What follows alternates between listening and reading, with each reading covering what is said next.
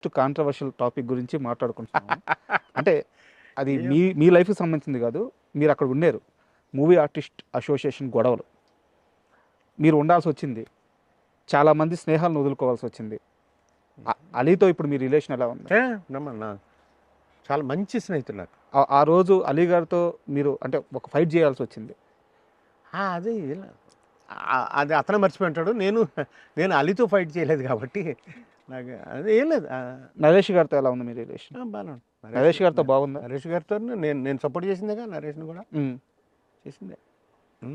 నాగబాబు గారితో, అన్నయ్య కదా. రాజేంద్ర ప్రసాద్ గారితో ఎట్లా? రాజేంద్ర ప్రసాద్, అసలు రాజేంద్ర ప్రసాద్ గురించి ప్రపంచాన్ని ఎదిరించాను కానీ నేను ఆ రోజు. కరెక్ట్. కానీ అదే రాజేంద్ర ప్రసాద్ని గెలిపించిన తర్వాత తప్పు చేసామేమని బాధపడలేదా? అయిపోయింది కదా, మాట్లాడండి సార్. అయిపోయింది. చాలా బాధపడ్డారు కదా.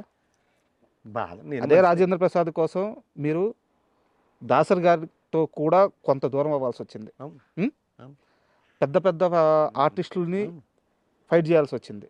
ఇంతమందిని వ్యతిరేకించి నాకు తెలిసి మీరు, శివాజీ రాజా గారు, ఇంకొకరిద్దరు అనుకుంటాను, శివాజీ కూడా వెళ్ళిపోయాడు మధ్యలో. అవును, శివాజీ ఉత్తేజ్ కూడా వెళ్ళిపోయారు. స్క్రోలింగ్ కూడా వచ్చేసింది. తర్వాత మళ్ళీ వచ్చారు, గెలిచారు. శివాజీ గెలిచాడు ఆయన మీద, మన అలీగర్ మీద. ఇంతమందిని ఎదిరించి రాజేంద్ర ప్రసాద్ని గెలిపిస్తే ఎందుకు మీరు అనుకున్న రిజల్ట్ రాలేదు అక్కడ ఆయన ఉన్నప్పుడు? నేను పవర్ఫుల్ బాస్, నన్ను మీ దగ్గర పెట్టుకుంటే మీరు కూడా పవర్ఫుల్. వద్దంటూ నేను ఒక్కడనే పవర్. ఇప్పుడు నిజంగా రాజేంద్ర ప్రసాద్ గారితో మీ టర్మ్స్ బాగున్నాయి? నాకేం అవసరం లేదు. నేనేమంటున్నానంటే, నేను బ్రదరు, తమ్ముడు, నేను ఏది ఎక్స్పెక్ట్ చేయను. అంచేత నా స్నేహం ప్యూర్గా ఉంటుంది, నా మాట ప్యూర్గా ఉంటుంది. నేను మీ దగ్గర ఏదైనా ఎక్స్పెక్ట్ చేసినప్పుడు నాలో నటన మొదలవుద్ది. అది నాకు ఇష్టం లేదు. నేను నటించడం మొదలైతే స్నేహంలో నా జీవితం తగ్గిపోతూ ఉంటుంది. నా ధ్యేయం ఏంటంటే, service is God, turn to God before return to God. థైలాండ్లో ఉన్న మన లైఫ్లో నేను ఇంకా పిల్లోడు థైలాండ్లో ఉన్న నాకెందుకు ప్యూర్, దట్స్ ఆల్. కరెక్టే, కానీ నేను అడిగిన ప్రశ్నలకు సమాధానాలు రావట్లేదు. నేనేమంటున్నానంటే, నాకు అవసరం లేదు. నువ్వు నన్ను ఏదైనా చేయాలి బ్యాడ్గా అనుకుంటే అది మీ ప్రాబ్లం తప్ప నాకేం అవ్వదు. నేను నా చుట్టూరా విపరీతమైన విషపు పాముల మధ్యలో బతుకుతుంటాను నేను. ఈ సమాజం అలాంటిది. ఈ పాములు కాదు, ఈ పాములు నేను చెప్పాను కదా, తాజుపాము కూడా నన్ను చూసి అలాగే ఆగి వెళ్ళిపోయిందంటే నేను కూడా దాన్ని ఏమి చేయాలని అనుకోను. అసలు నేను పాము చంపాలని అనుకోను. అలాంటప్పుడు అలా సమాజం స్వామి, ఇప్పుడు డబ్బుకి విలువ పెరిగిపోయింది. డబ్బు విలువ కంటే భూమి విలువ మరీ పెరిగిపోయింది. విలువలు ఎప్పుడైతే వీటి మీద పెరిగిపోతాయో మనిషి విలువ తగ్గిపోతుంది. ఆటోమేటిక్గా క్రైమ్ రేట్ పెరిగిపోతుంది, క్రిమినల్ ఆలోచన పెరిగిపోతాయి. అప్పుడు ఎంత అప్రమత్తంగా బతకాలి మనం. పేపర్లో చూస్తున్నాం, మొగుడిని చంపేసే భర్తలు, పిల్లల్ని చంపేసే తల్లులు, ఏమిటి? సో అలాంటప్పుడు అప్రమత్తంగా ఉంటున్నప్పుడు. ఇందాక మీరు శివాజీ, హీరో శివాజీ మావాడు అని చెప్పి చాలా గర్వంగా చెప్పుకున్నారు, తమ్ముడు. అయితే ఈ మధ్యకాలంలో ఆయన చేసిన కొన్ని కామెంట్స్ ఇండస్ట్రీలో ఒక ప్రకంపన సృష్టించాయి. ఆయన చెప్పింది మంచి అని ఆయన చెప్పుకుంటున్నా, బట్ అందులో కొన్ని రాంగ్ వర్డ్స్ దొరికాయి. ఆయన క్షమాపణలు కూడా చెప్పారు. అయితే ఆయన్ని ఇండస్ట్రీ వదలలేదు.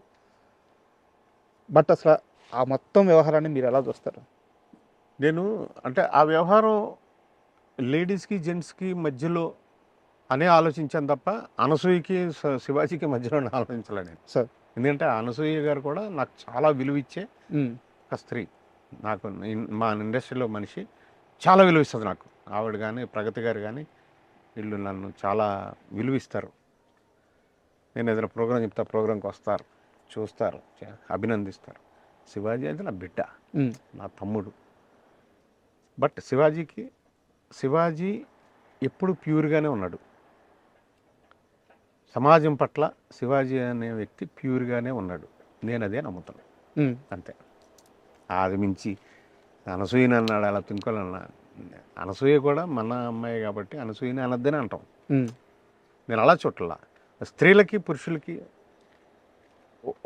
జరిగిన ఒక సంవాదంగానే నేను దాన్ని చూస్తున్నా తప్ప, శివాజీ గురించి తీసుకుంటే శివాజీ ఏం చెప్పాలని అంత ప్యూర్గానే ఉంటాడు సార్. బట్ ఆ రెండు మాటలు తప్పు. అతను ఒప్పుకున్నాడు, నేను ఒప్పుకుంటున్నా, తప్పు. That's all. Okay sir. And మీ దగ్గరికి ఇంటర్వ్యూకి వస్తున్నానంటే నాకు ఇండస్ట్రీలో పనిచేసిన ఒక అతను చెప్పారు, గుండు హనుమంతరావు గారి గురించి కాదంబరి గారిని అడుగు, వాళ్ళిద్దరిది మంచి రిలేషన్ అని చెప్పారనమాట. అంటే కాదంబరి గారు నాకు తెలిసి మీ సీరియల్స్లో కూడా చాలా వాటిల్లో చేసినట్టున్నారు ఆయన. చేశాడు. ఆయనకి సినిమాల్లో రాని సక్సెస్ అంటే వచ్చింది, చాలా సినిమాలు చేశారు కానీ అమృతం అనే ఒక సీరియల్లో వచ్చింది. అవును అమ్మో. ఆ గుండు హనుమంతరావు గారి గురించి ఏం చెప్తారు?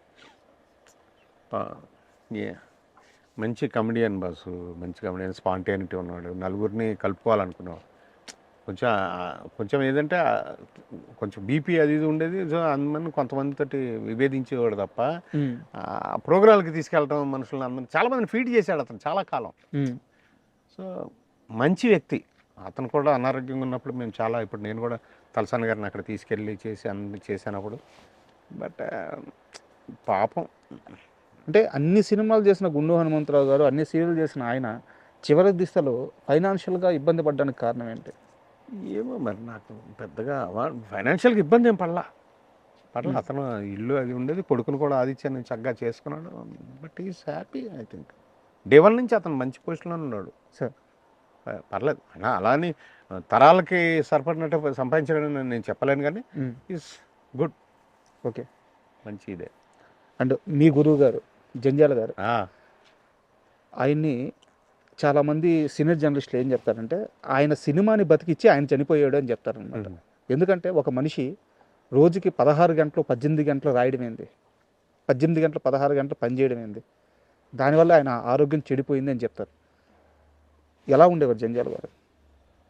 జంజాల గారు 51 సంవత్సరాల వయసులో 400 సినిమాలు రాసి 51 సినిమాలు డైరెక్ట్ చేసిన ఒక టాలెంట్ బ్యాంక్. సార్ ఇందాక నేను తేజ గారు వాళ్ళ గురించి అసలు ఆ నెంబర్ ఊహించడానికి కూడా అసలు ఆశ్చర్యంగా కదా.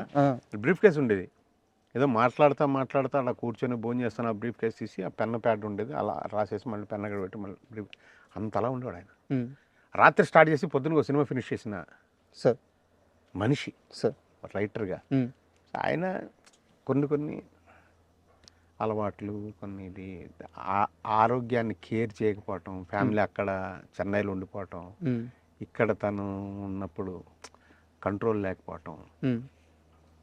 జంజాల గారి గురించి మాట్లాడే అంత అర్హత నాకు లేదు, కానీ సార్ ఒక మనిషిగా ఇప్పుడు నీకంటే పెద్దవాడిగా వయసులో నీలాంటి పిల్లలకి చెప్పాల్సింది ఏంటంటే, మన మీద ఎవరో ఒక వ్యక్తో, ఒక వాయిస్, ఒక సెట్తో కంట్రోల్ లేకపోతే మనలో మన అలవాట్లలో వాటిల్లో విచ్చలవిడితనం వస్తుంది.